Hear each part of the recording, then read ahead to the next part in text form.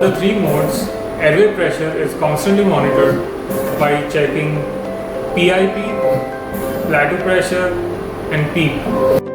A continuous positive airway pressure is always maintained with the help of the PEEP valve.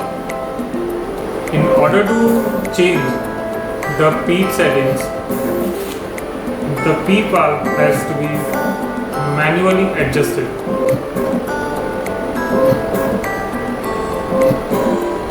We can set the PEEP from 5 cmH2 to 20 cmH2 based on the PEEP valve that we are using.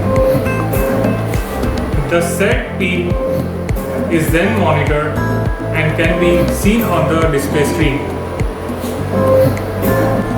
PIP and PEEP readings are visible on the display screen, while plateau pressure is constantly monitored, and in the event where the airway pressure is high or low, the error codes start appearing on the screen.